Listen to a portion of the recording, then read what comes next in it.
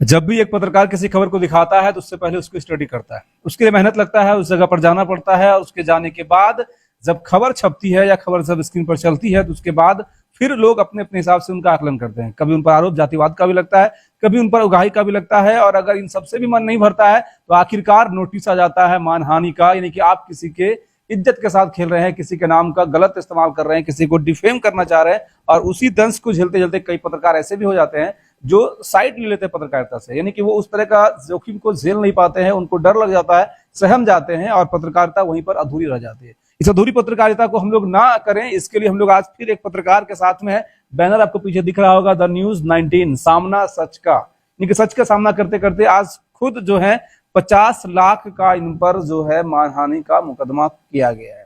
किनके द्वारा किया गया है, किस कारण से किया गया, ये सारी बातें हम लोग करेंगे। इसलिए अगर आप पत्रकारिता से भी जुड़े हुए हैं तो आपके लिए भी ये बड़ी बात है, और अगर आप पत्रकार को गलत एंगल से देखते हैं या सही एंगल से देखते हैं तब भी आपके लिए बड़ी बात है। तो मामला क्या था, किस कारण से आपको 50 लाख का नोटिस थमा दिया? देखिए, मामला था कि हमने बीएनसी कॉलेज के भीतर जो भ्रष्टाचार और फर्जीवाड़े के जो आरोप लगा रहे थे शिक्षकों द्वारा, वो खबर हमने चलाया और 14 मई को वो खबर हम चलाए। और उससे पहले भी कई खबर चला चुके थे, लेकिन 14 मई को जो खबर चलाए उसके बाद उस खबर का ये हेडलाइन था कि एक्स एमपी उदय सिंह के बेहद करीबी पर लगे भ्रष्टाचार और फर्जीवाड़े के आरोप।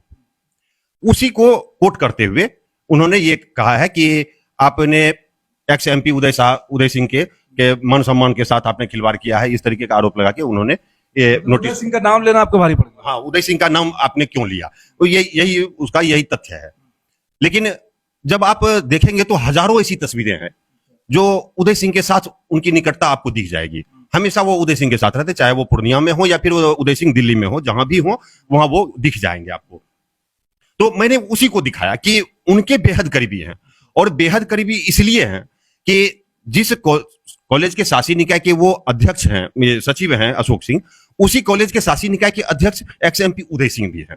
इसलिए मैंने उनको करीबी बताया कि बेहद करीबी है ये। तो मामला को आप जोड़ना चाहें कि क्योंकि सबसे बड़ा ओहदे पर थे एक समय में उदय सिंह, और अभी वाकई में ओहदा उनका बहुत बड़ा है भी, तो आप चाहें कि मामला उनके संज्ञान में भी आ जाए ताकि मामला पता चले कि अगर आपके संज्ञान में नहीं है तो आना चाहिए, और अगर है तो फिर गड़बड़ी कैसे हो रही है। निश्चित यही बात थी, और इसी बात को लेकर हमने वहां पर जाकर खबर बनाया और खबर को प्रसारित किया। कई सारे लोगों ने देखा उसको और प्रतिक्रिया भी दी, लोगों ने तरह तरह की प्रतिक्रियाएं आई। और उस प्रतिक्रियाओं के बाद जब ये नोटिस हमें मिला तो मुझे लगा कि नहीं, ये सभी लोगों को जानकारी मिलनी चाहिए कि इस तरीके की बात हो रही है और एक पत्रकार पर ये प्लीडर नोटिस भेजा जा रहा है, एक पत्रकार को। तो मूल बात है कि ये जो मामला है बीएनसी कॉलेज का, वहां दो तरह का मामला है। एक मामला है दानदाता का, कॉलेज की जमीन जिन्होंने दान दी, वो एक मामला था। और दूसरा मामला है भ्रष्टाचार का और फर्जीवाड़े का, तो जो फैक्ट एंड फाइंडिंग कहते हैं उसको। दो मामले पर शिक्षकों ने शिकायत किया और विश्वविद्यालय से लेकर वो राजभवन तक शिकायत किया, महामहिम तक शिकायत किया। महामहिम के आदेश के बाद जांच हुई, और जांच 2021 में एक जांच टीम गठित हुई, और दो टीम गठित हुई थी, दोनों टीम जांच की, लेकिन जांच रिपोर्ट महामहिम तक नहीं पहुंच पाया। तो एक पहला जो मामला है दानदाता का, मैं आपको बताना चाहूंगा और आपके माध्यम से मैं सभी दर्शकों को भी बताना चाहूंगा कि जो दानदाता का मामला है, तो बीएनसी कॉलेज यानी वीर नारायण चंद कॉलेज, मौल बाबू के नाम से वो कॉलेज है, और मौल बाबू के बेटे प्रताप नारायण चंद ने वो जमीन 11 एकड़ तकरीबन जमीन खरीद के कॉलेज को दान दिया, और कॉलेज की स्थापना हुई। और स्थापना के बाद जो कॉलेज का दाता होना चाहिए, जिन्होंने जमीन दान दी, वो दाता हुए। लेकिन अभी जब मौजूदा वक्त में आप जब उस दाता की सूची को देखेंगे तो उसमें मौल बाबू के परिवार के कोई भी सदस्य उस दाता की सूची में नहीं है। मौल बाबू एक बड़ा नाम है पूर्णिया के इतिहास में, अगर बोला जाए तो पप्पू सिंह की शायद पहचान भी तो उन्हीं नाम से होता है। डेफिनेट मौल बाबू के नाती हुए, उनका पूरा वंशज को उस कॉलेज से हटा दिया जी। उनके परिवार का कोई भी सदस्य कॉलेज के शासी निकाय में सदस्य भी नहीं है। दानदाता की बात तो दूर गई, मतलब वित्तीय अनियमितता के लिए उन सभी को हटा दिया गया। डेफिनेट आप कह सकते हैं कि वित्तीय अनियमितता करने के कारण ही उन सबों को दरकिनार कर दिया गया, क्योंकि उनकी धरोहर थी वो कॉलेज। मौल बाबू के परिवार की धरोहर है, और मौल बाबू के परिवार के अगर कोई सदस्य उस कॉलेज में रहते हैं तो फिर वो अनियमितता भ्रष्टाचार करने पर वो पाबंदी लगाएंगे, कहीं ना कहीं वो रोक लगाएंगे। माना रवैया अपनाने के लिए और उनका ही सब कुछ चले, इसके लिए क्या कौन लोग किया? देखिए, ये एक्स एमपी के जो बेहद करीबी है अशोक सिंह, उनका इसमें बहुत बड़ा योगदान है, योगदान कहिए उसको कि इनका अभी उसका नाम लेना नहीं छोड़े हैं, 50 लाख का नोटिस वोटिस आ गया है। नहीं, नोटिस आना वो एक अलग कानूनी प्रक्रिया है। उन्हें ऐसा लगा कि नोटिस मैं दे दूंगा तो हो सकता है कि दैनिक 19 के जो पत्रकार है मुकेश सिंह, वो डर जाएंगे और फिर वो जब डर जाएंगे तो फिर हम अपनी मर्जी से, जैसे कि विश्वविद्यालय को चला रहे हैं, उसी तरीके से वो कॉलेज को फिर से चलाते जाएंगे। रवैया वही है, यानी पहले कॉलेज के लोगों को डराना चाहे, अब पत्रकार को डराना चाहे, लेकिन आप डरने वाले नहीं है। कोई बदलाव नहीं हुआ है। अगर बदलाव होता तो 14 मई को जब मैंने खबरें दिखाई तो उस वक्त एक्शन होता कि ये खबर आ रही, ये मामला है। अगर अशोक सिंह ये कर रहे हैं तो एक्स एमपी उदय सिंह जी को ये करना चाहिए था कि आखिर इस तरीके का मामला सामने आ रहा है तो इस पर संज्ञान लिया जाए, इस पर कोई कार्रवाई की जाए। लेकिन अब तक कोई कार्रवाई नहीं हुई। कार्रवाई क्या हुई? तो कार्रवाई हुई कि पत्रकार जिन्होंने खबर दिखाया उन्हें प्लीडर नोटिस भेज दिया गया, उन्हें 50 लाख का मानहानि का दावा उनके ऊपर ठोक दिया गया, जबकि उन्हें कार्रवाई उनके ऊपर करनी चाहिए थी। इस नाते भी करना चाहिए था कि एक तो एक्स एमपी है वो, दूसरी बात है कि शासी निकाय के वो अध्यक्ष हैं उसी कॉलेज के, इसलिए उनको ज्यादा इस पर ध्यान देना चाहिए, इस मामले को तवज्जो देना चाहिए। ये लोग वैसे, क्योंकि हम लोग भी जब फील्ड में रहते हैं ना, कुछ ऐसे लोग हैं फील्ड में, बड़े ओहदे के लोग होते हैं, वो चाहते हैं कि मेरा एक भी बात बाहर ना है, यानी जो हम कह रहे हैं वही सही है, जो आप कह रहे हैं या जो आपका कैमरा खुज के बाहर निकल रहा है वो सब गलत है, हमारा ही बात सिर्फ चलाओ। एक मामला बताया आपको कि दानदाता वाला मामला, दूसरा मामला है फैक्ट एंड फाइंडिंग। तो जो भ्रष्टाचार हुए, वहां जो अनियमितता बरती गई, वहां पर भवन का निर्माण किया गया। ये आप देख सकते हैं, ये हमने दिखाया भी है, कई बार दिखाया है।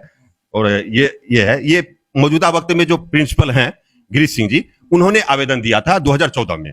उसके बाद जांच हुई, उसके बाद जो तत्कालीन प्रिंसिपल थे 2014-15 में, रामानंद सिंह रमन, उन्होंने भी आवेदन दिया और विश्वविद्यालय से लेकर महामहिम तक आवेदन दिया। कार्रवाई हुई, कार्रवाई ये हुई कि जांच हुई, लेकिन वो जांच रिपोर्ट अब तक नहीं हुआ, सामने नहीं आया है। लेकिन ये जो आरोप है, यही आरोप जो आरोप गिरीश सिंह लगाए, यही आरोप अन्य शिक्षकों ने भी लगाए हैं कि जो भवन का निर्माण हुआ उसमें धांधली की गई। बच्चे जो वहां पर पढ़ने आते हैं, नामांकन हो या रजिस्ट्रेशन हो या फॉर्म भरने का हो, उससे अवैध उगाही की जाती है। यानी कि यदि 1200 रुपये उसका रजिस्ट्रेशन का चार्ज है तो उससे 1800 रुपये लिया जाता है, 2000 रुपये लिया जाता है, 2500 रुपये लिया जाता है। ये अवैध उगाही वहां पर की जाती है। ये सारे आरोप उन्होंने लगाए। ये नहीं, डिग्री कॉलेज है, यूजीसी से मान्यता मिली है इस कॉलेज को। तो अनुदान का भी जो राशि, अनुदानित कॉलेज होगा, हाँ, अनुदान की जो राशि आती है उस राशि में भी यहां पर मैं आपको बताना चाहूंगा कि जो फर्जीवाड़े का बात चल रहा है, तो फर्जीवाड़ा क्या है ये समझाना चाहूंगा मैं। कि बीएनसी कॉलेज में जो शिक्षक स्थापना काल में बहाल हुए, यानी 1983 में बहाल हुए, 1991 में, 92 में बहाल हुए, फिर 96 में बहाल हुए, उनमें से कई शिक्षक को अयोग्य घोषित करके कि आपका डॉक्यूमेंट सही नहीं है, आप फर्जी हैं, उनको बाहर कर दिया गया। उन्हें अनुदान नहीं दिया जा रहा है। और कई ऐसे शिक्षक हैं जो शासी निकाय के जो सचिव हैं अशोक सिंह, उनके कई रिश्तेदार हैं, उनकी बहाली कर ली गई।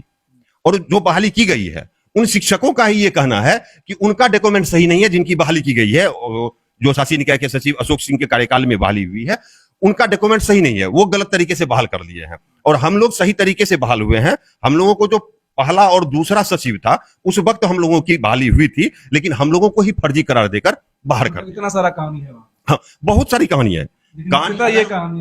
मुख्य ये दो कहानी है। ये दो कहानी मैं इसलिए कह रहा हूं कि ये दो कहानी पर बिहार के महामहिम राज्यपाल ने भी संज्ञान लिया है, उन्होंने जांच करवाया। इसलिए मैंने भी आप सबों को और सभी दर्शकों को भी मैंने दिखाने का प्रयास किया कि महामहिम राज्यपाल ने जो आदेश दिया, अब तक उनके पास जांच रिपोर्ट नहीं पहुंची। जबकि ये पूरी कहानी जो है, कौन सा कॉलेज बताए थे? बीएनसी कॉलेज की कहानी थी, जो धमधाम है। यानी कि जांच तो होना ही चाहिए, बट थोड़ा हम लोग आपको एक्सप्लेन कर देते हैं कि ऐसा होता क्यों है। दरअसल जितने भी अनुदानित कॉलेज हैं पूरे बिहार में, क्योंकि बिहार का सिस्टम पूरा करप्ट है, खासतौर पर अगर कॉलेजों की बात करिए या ऐसे ऐसे हाई स्कूल की बात करिए जो अनुदानित है। मतलब आप समझिए पहले अनुदानित होता क्या है, यानी कि वो ना सरकारी है ना प्राइवेट है। यानी कि सिस्टम उसका जो डिग्री वगैरह मिलता है वो सरकारी मिलता है, लेकिन जो टीचर पढ़ाते हैं यानी जो प्रोफेसर पढ़ाते हैं उनको सैलरी सरकार की तरफ से नहीं मिलता है, बल्कि जो बच्चा पैसा जमा करता है उसमें से अनुदान के रूप में वो पैसा वापस आता है। और उसके बाद जितने डिवीजन होते हैं, अगर कोई फर्स्ट डिवीजन ज्यादा करता है उसका पैसा अलग मिलता है, सेकंड डिवीजन के हिसाब से मिलता है, और थर्ड या फेयर वाले का पैसा नहीं मिलता। यही है ना तरीका। यही। और उसमें क्या होता है, आप बात को समझिए कि जो सचिव होते हैं, सेक्रेटरी जिसको आप कह रहे हैं,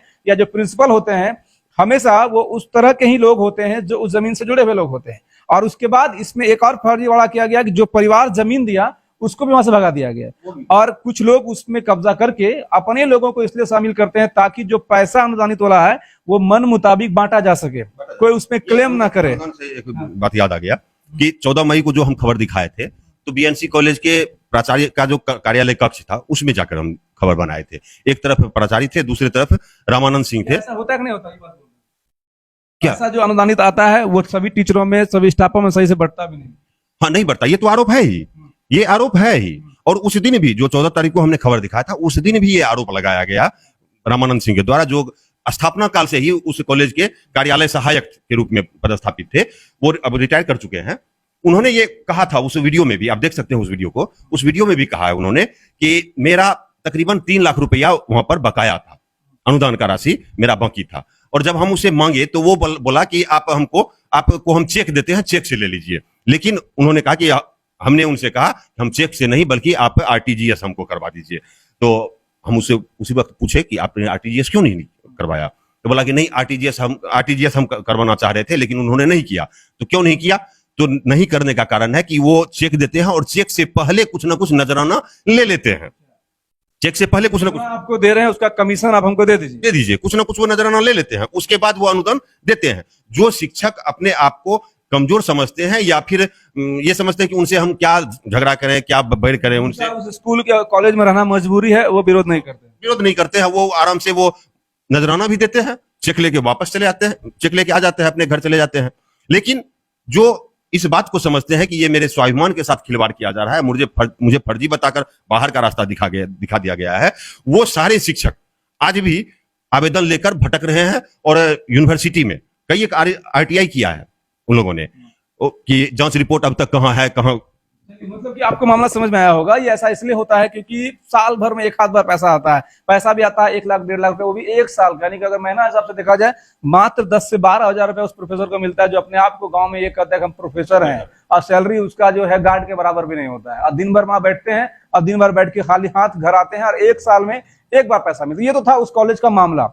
लेकिन इस कॉलेज के मामले को जब पत्रकार दिखाने जाता है और उसके बाद 50 लाख रुपया का मुकदमा ठोका जाता है। अब बताइए 50 लाख रुपया अगर एक पत्रकार को चुकाना पड़ जाए तो 50 लाख रुपया कहां से लाएगा? और क्या संभव है? सही बात है।